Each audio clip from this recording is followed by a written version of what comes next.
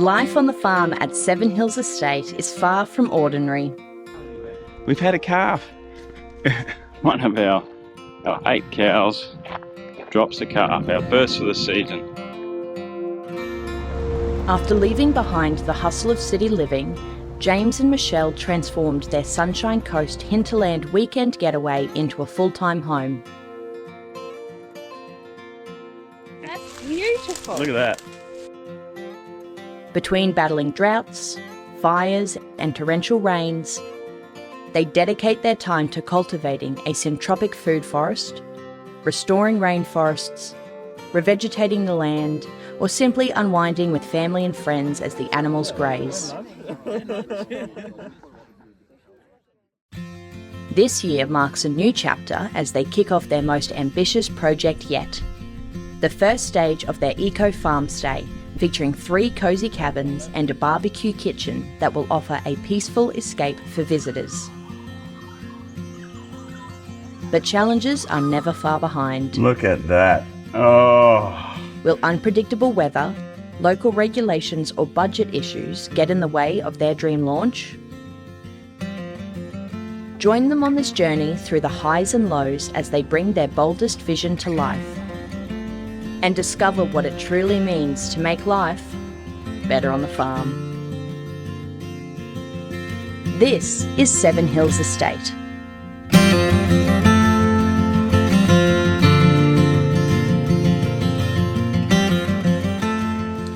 We're both up early. It's going to be a big day today. We have gravel coming, I think trusses, steel posts, portiloos or portable toilets, and even reinforcing steel. And concrete is turning up. I think even the Sparkies are back again today. It's going to be a huge day, and there's even rain on the horizon. So hopefully that stays away all day. We'll see what happens.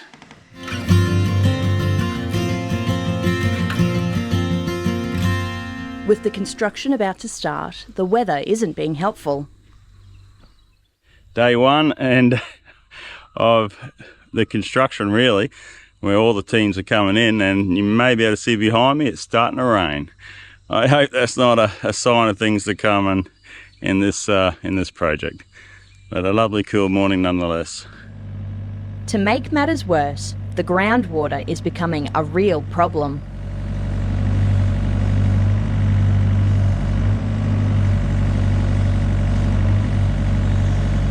So we decided not to use the batter bucket, and we just grabbed the trenching bucket. We're going to bring this down to the depth of the main trench.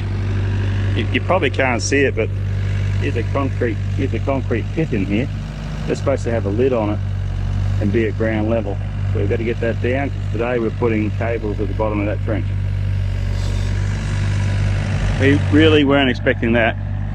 I got people coming in now, and another 4 or 5 people due now, and here we are cleaning this out. So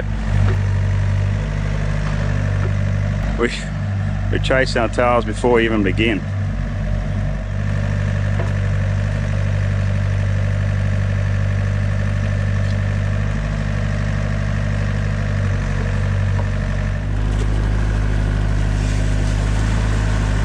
I dug this trench yesterday afternoon, and there was clearly water rising as it was very, very sloppy.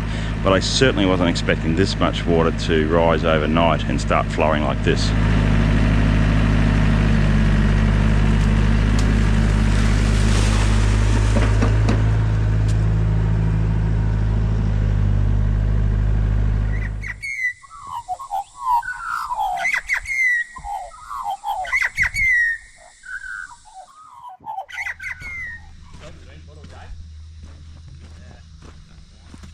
With the electricians on site, it's time to get the cables in those trenches.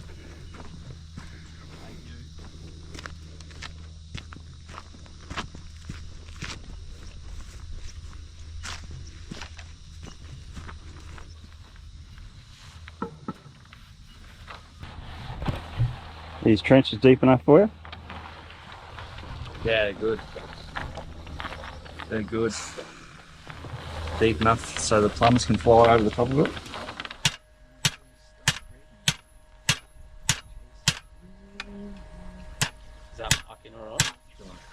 I'm trying to pick which is the easiest spot in the pit, up here or pulling the rope. I don't know where it is. Maybe standing back giving the orders. Well, the easiest spot is holding this camera. That's right. You tell us when you need a break. No, man. This is highly technical.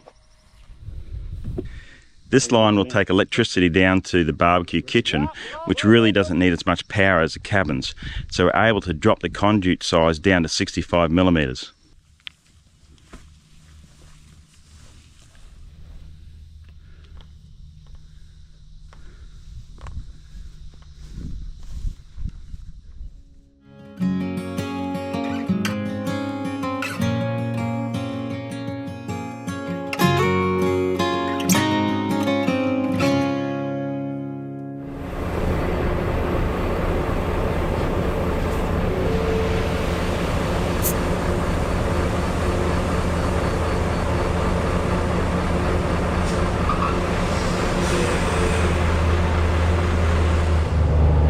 So it's 8 o'clock. We've had the trenching gravel arrive. The plumbers are here. They're trying to do the underslabs for the amenities block and cabin number 3. Now the trusses have arrived for all 4 buildings. The portaloos are coming in about another hour. It's all happy. I can't keep up with it.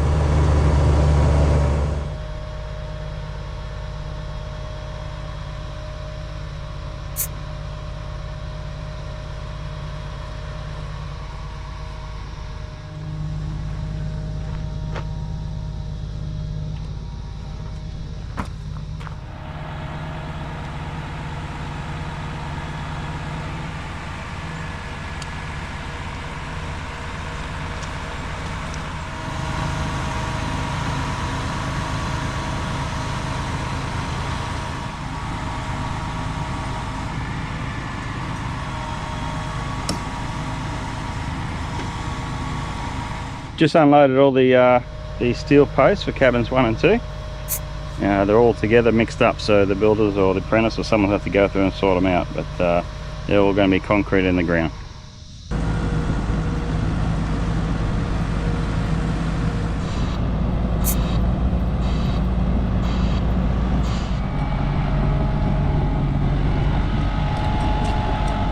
Check out the little lap of luxury, eh? Be a hot box in the middle of summer though.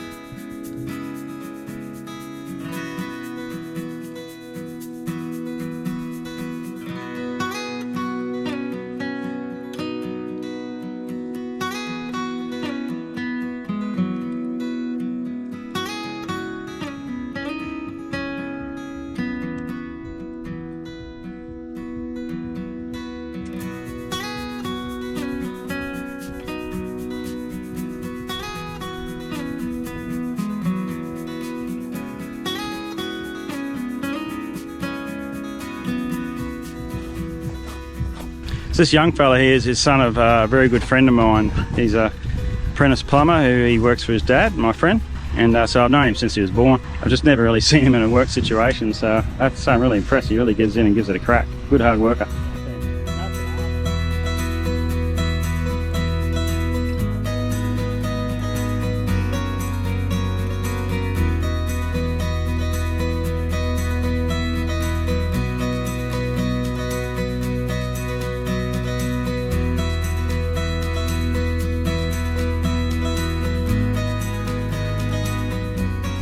So I don't know what it's like in the other states, but in Queensland here where we are, the electrical side of things is self-certification, so the electrician themselves sign off on it.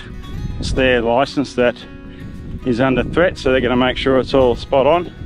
but not the plumbing side of things. The council will come out and check that. And here he is.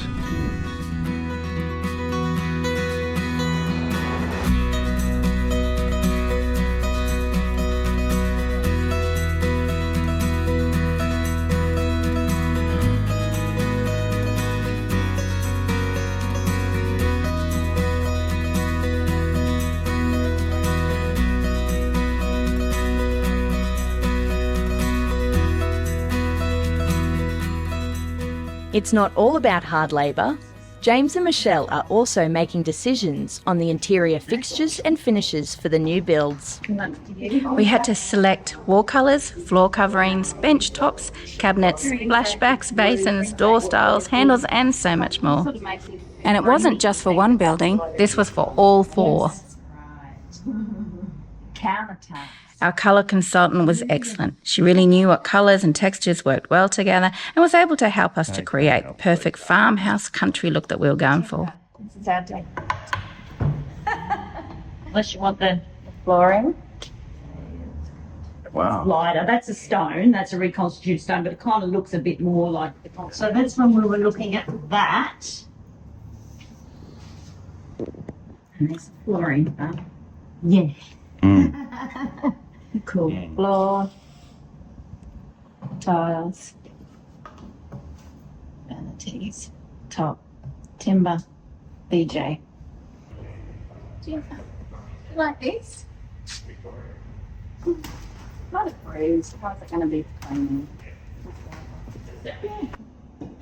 Saving money. It was a really long day, and as much as James liked to be involved, it really isn't his thing. Wake up, James.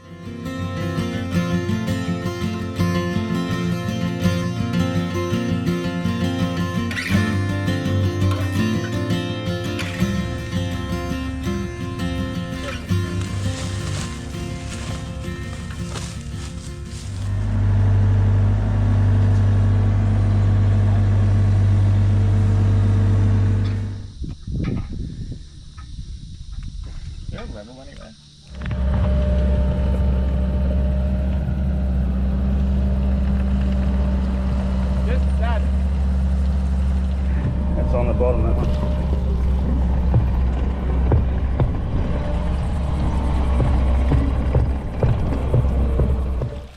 This is going to make for a good working environment.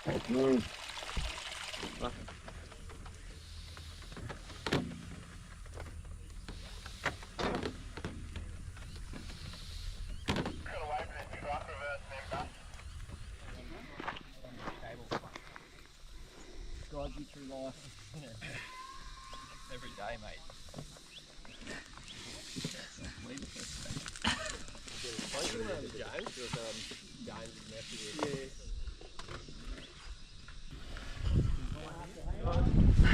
See ya. Sorry, I'll let it go.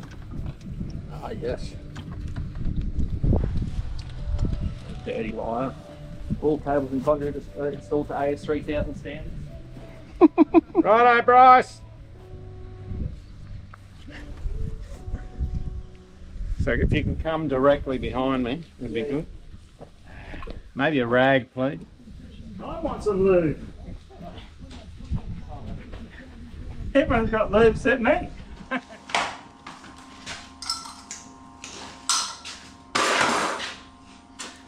Slow and steady. They right? Yep.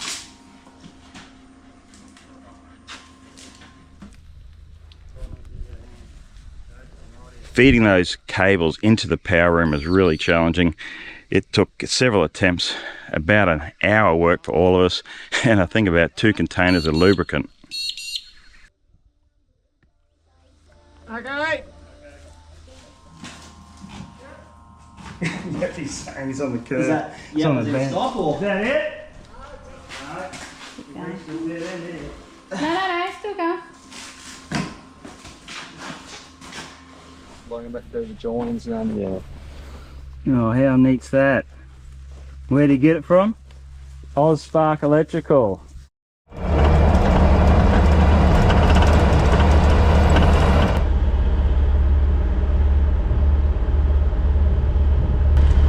So as I sit here waiting for a chance to pour this concrete in that hole, where that concrete or that junction box or pit's going to go, I'm watching the boom pump set up.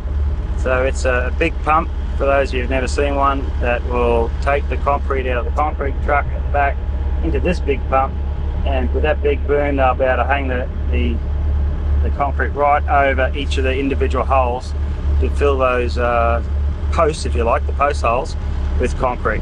So he'll just set up and wait for the third concrete truck to turn up, and we're hoping to get both cabin 2 and cabin 1 posts in this afternoon, but it's going to be a late day, I think.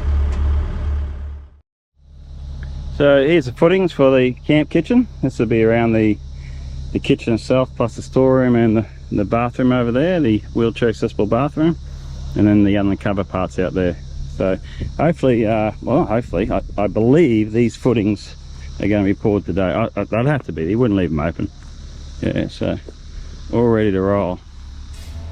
Cameras out, everyone's back to work.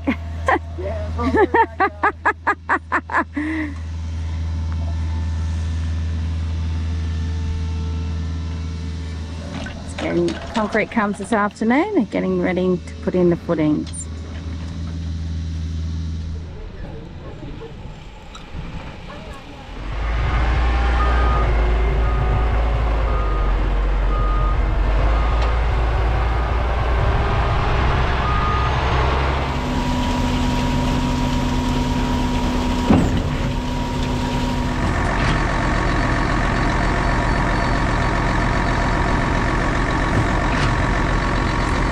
How exciting!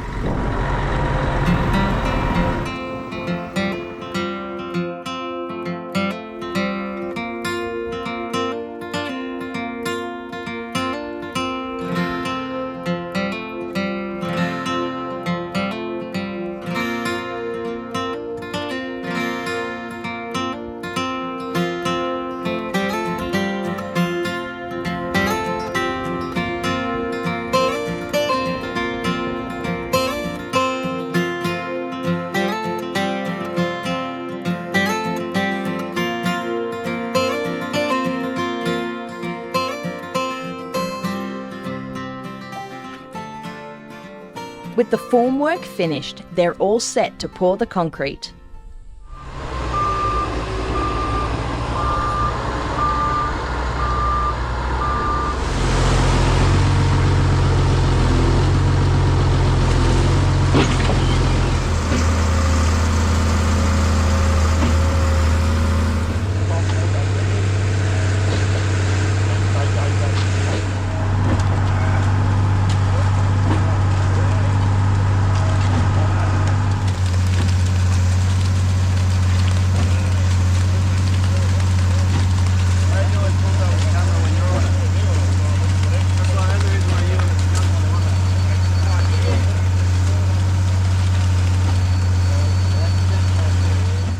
Ross has a solution for those waterlogged trenches.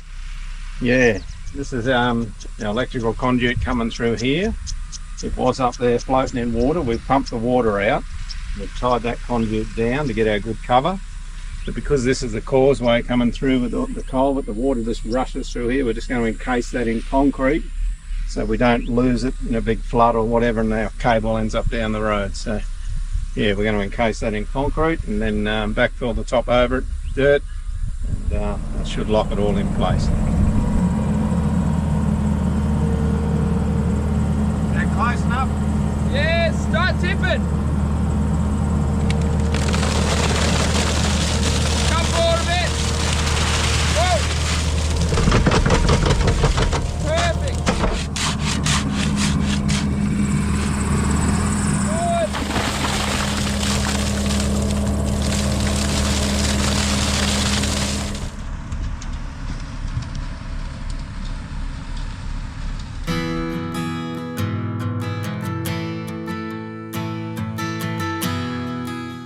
Unfortunately, the weather takes a turn and threatens to undo all the hard work.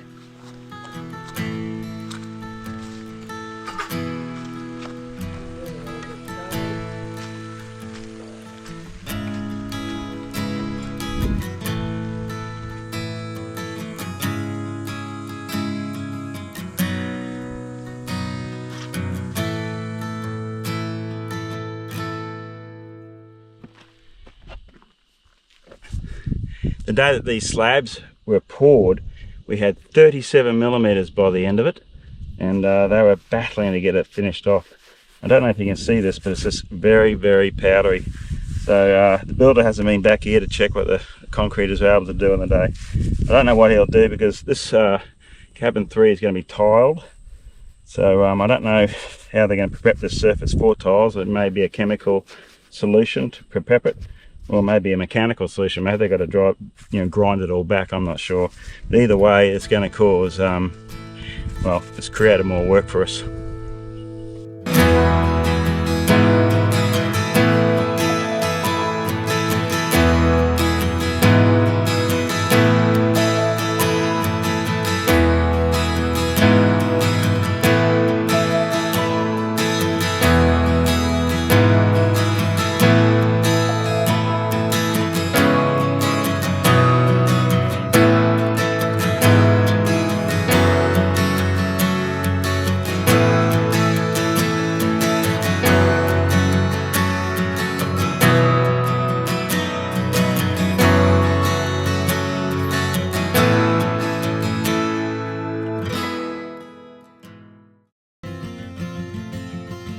On the next episode of Life's Better on the Farm. So what you're telling me is the house settled yesterday at 3 p.m, but the money's not there in our account. That's correct. The budget is under threat already. What you're telling me is you've just had confirmation by text from our agent, a real estate agent, saying that she got her commission. Deed's been handed over, the house has been handed over, it's all done and dusted, but there's no money in our account. All right.